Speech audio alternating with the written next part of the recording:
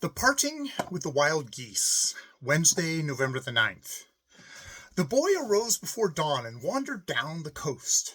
He was standing alone on the strand east of Smyg fishing hamlet before sunrise. He had already been in the pen with Morton Goosey Gander to try rouse him, but the big white gander had no desire to leave home. He did not say a word, but only stuck his bill under his wing and went to sleep again. To all appearances, the weather promised to be almost as perfect as it had been that spring day when the wild geese came to Skane. There was hardly a ripple on the water. The air was still, and the boy thought of the good passage the geese would have.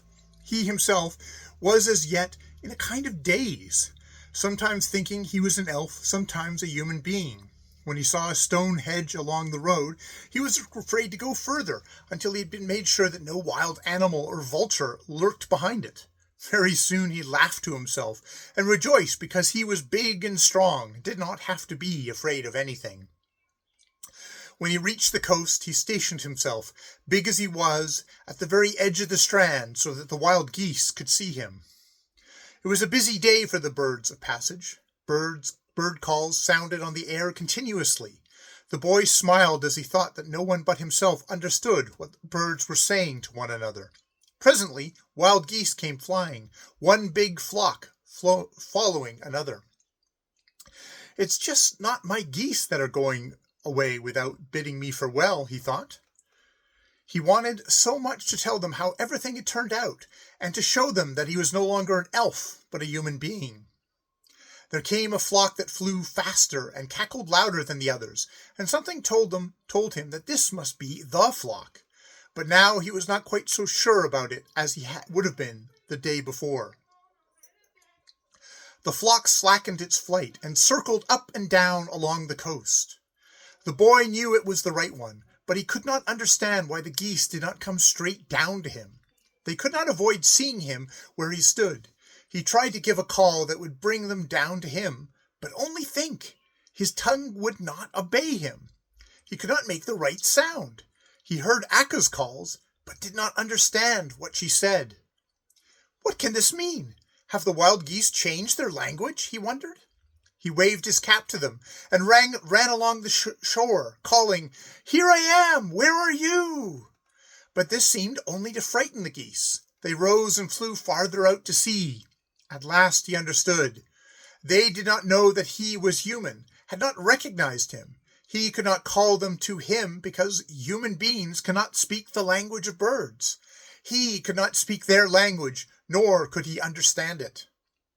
Although the boy was very glad to be released from the enchantment, still he thought it hard that because of this he should be parted from his old comrades. He sat down on the sands and buried his face in his hands. What was the use of his gazing after them any more? Presently he heard the rustle of wings. Old Mother Akka had found it hard to fly away from Thimbletot, and turned back, and now that the boy sat quite still, she ventured to fly nearer to him. Suddenly something must have told her who he was, for she lit close beside him. Niles gave a cry of joy and took old Akka in his arms. The other wild geese crowded around him and stroked him with their bills. They cackled and chattered and wished him all kinds of good luck, and he, too, talked to them and thanked them for the wonderful journey which he had been privileged to make in their company.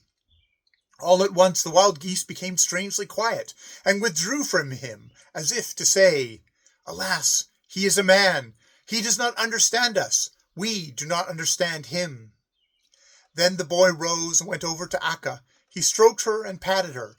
He did the same to Isi and Kaski, Kolmi and Najal, Visi and Kusi, the old birds who had been his companions from the very start. After that he walked further up the strand.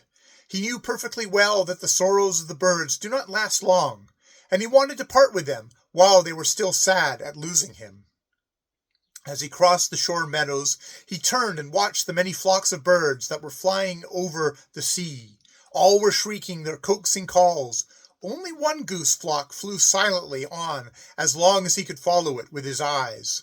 The wedge was perfect, the speed good, and the wing strokes strong and certain. The boy felt such a yearning for his departing comrades that he almost wished he were Thumbletot again and could travel over land and sea with a flock of wild geese.